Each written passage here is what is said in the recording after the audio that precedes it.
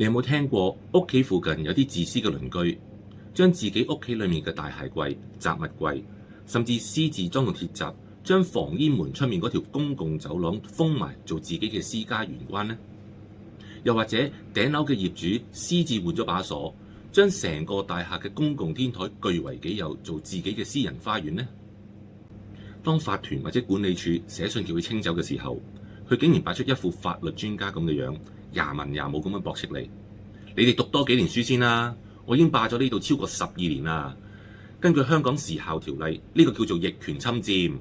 我已經佔夠期㗎啦。呢條走廊、呢條個天台已經法律上變相就歸我所有㗎啦。你哋邊個敢喐我啲嘢啊？我就告到你哋破晒產。聽落去好似好專業、好嚇人可，連一啲怕事嘅法團委員同埋物業管理公司都可能會被佢嚇親而唔敢行動嘅。我想同全香港嘅普通小業主同埋法團講，呢個直情係大廈管理界流傳得最廣、最無知嘅法律歪理。喺香港，一個大廈業主想要逆權侵佔大廈嘅公共區域嘅機會呢，答案係幾乎近乎零。佢以為自己霸夠12年就可以自動變地主？今日我會同大家引述香港終審法院同埋上訴庭嘅權威判例原則，當場撕開逆權侵佔嘅保護罩，教大家點樣用法律去修復大廈每一寸失地。如果你係第一次睇我嘅片，大家好，我係你嘅大廈策略顧問 Roger。我係一個註冊土木工程師，亦有10幾年嘅物管經驗。呢個頻道我會用行內人嘅專業角度，幫香港普通嘅小業主拆開各式各樣嘅屋苑管理難題。想學識點樣保護自己層樓，記住訂閱我呢個頻道，點讚呢條片同埋打開個小鈴鐺啦。好啦，我哋講返正題。點解個衰鄰居以為霸咗公共地方12年就可以啟動逆權侵佔呢？因為香港確實係有一條法例，根據香港法例第347條時效條例裡面嘅第7.2條，裡面就提到，如果有人侵佔私人土地超過12年呢，而原業主亦都喺呢段時間裡面冇採取過任何法律行動採取回收，原業主嘅訴訟權就會自動喪失㗎啦。但係呢班自私嘅業主唔記得咗，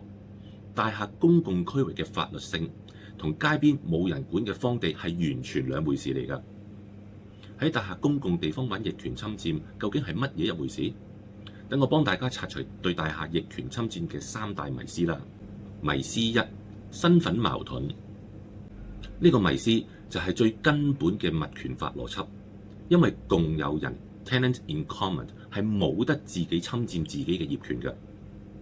咩意思？當你買入大廈一個單位嘅時候，你買到嘅唔只係單位裡面嘅石屎空間，你同時買入咗整棟大廈嘅不可分割業權份數，英文叫做 undivided share。意思係你喺法律上係整棟大廈公用部分嘅分權共有人，而公用部分當中包括咗走廊、樓梯、天台、大堂等等。既然你本身就擁有呢一啲地方嘅業權份數，平時你出入或者使用呢一啲地方，喺法律上都只係行使緊你作為共有人嘅權利。既然你本身就有權喺度，你嘅侵佔就根本唔滿足逆權侵佔中敵對性佔有嘅核心法律定義。迷思2：高等法院權威判例原則。如果個鄰居仲想同你辯論，你直接將呢個香港最高法院嘅權威原則車落佢嗰度。香港大廈管理界最著名而且獲得終審法院核心精神支柱嘅原則，係源自上訴庭一個權威案例。呢個案例系列英文叫做 Incorporate Owners of Man Hong Apartment vs. Kwong Yu Ching。法庭確立咗黃金法則，大廈各個業主之間係受到大廈公契呢一份法定合約緊密約束嘅。公契入面明文規定，所有業主都必須共同維護公用地方而不得獨佔。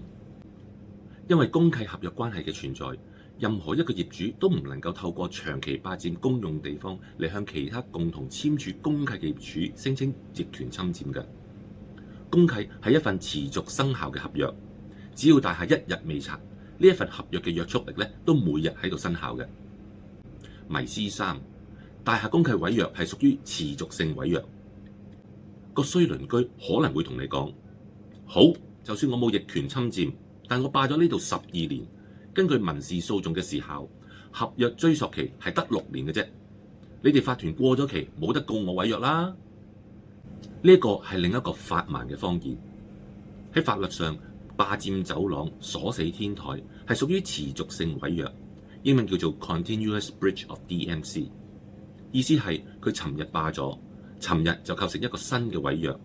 佢今日繼續霸呢，今日就會構成另一個新嘅毀約。所以12年嘅時效時鐘係持續性毀約面前呢，係永遠唔會停止計時嘅，亦永遠唔會過期。法團喺任何一日都有權入稟法庭要求立即停止毀約嘅。為咗俾大家徹底睇清楚點解公共區域係冇得侵佔，我做咗一個對比表。如果喺呢幾秒鐘嘅時間睇唔切，你哋可以截圖落嚟慢慢睇。咁法團同埋小業主有乜嘢鐵腕手段可以逼呢一啲衰嘅鄰居乖乖地交還公地呢？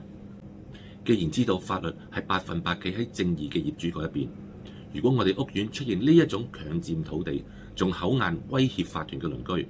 我哋就應該用法律嘅程序去徹底清除佢。第一步就係叫管理處發出公契持續毀約清理通知。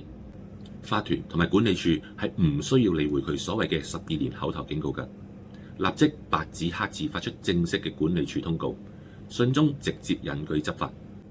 經查核，閣下現時於某某公共區域私自擺放雜物或者加裝鐵閘，以違反本大廈公契第 XX 條及香港法例第344章第34I 條。根據上訴法庭 Manhorn Apartments 權威判例原則，大廈共有人絕不能對公用部分聲稱逆權侵佔。此項霸佔屬於持續性毀約行為，本處現限令閣下於7天內徹底移除。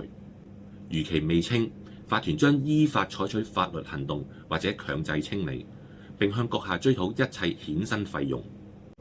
第二步就係引用消防條例第95F 章。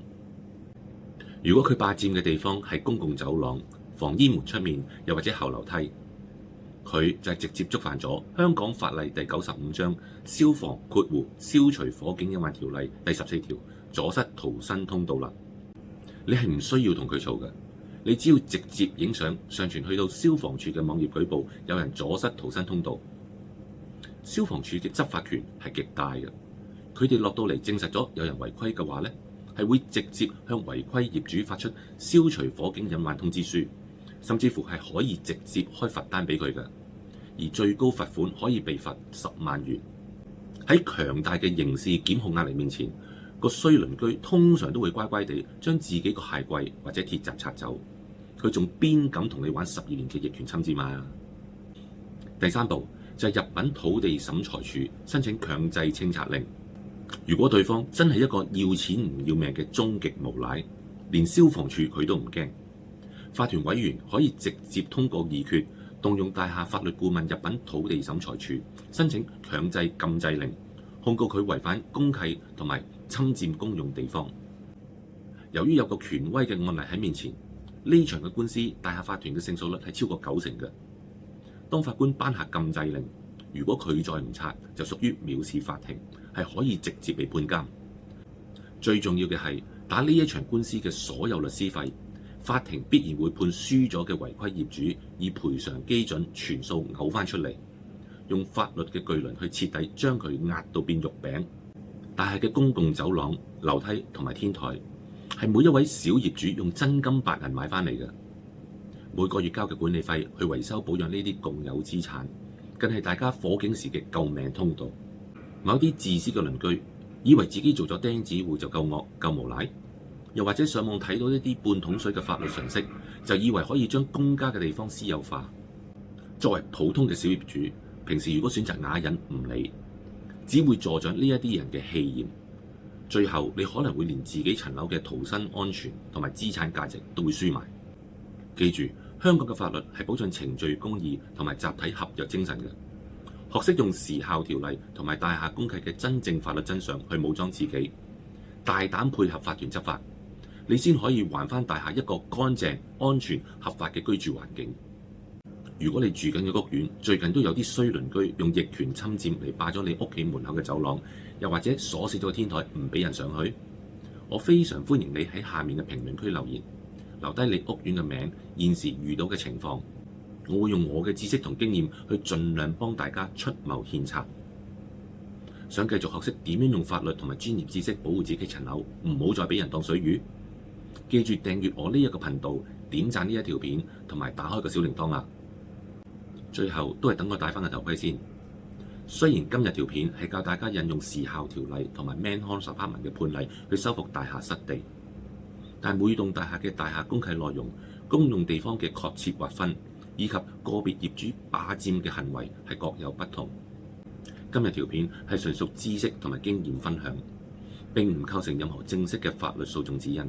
民政事務總署、消防處或者土地審裁處嘅官方法律意見。如果大家嘅屋苑正係面臨非常嚴重，甚至涉嫌影響結構安全或者引發火警隱患嘅大額業權糾紛呢，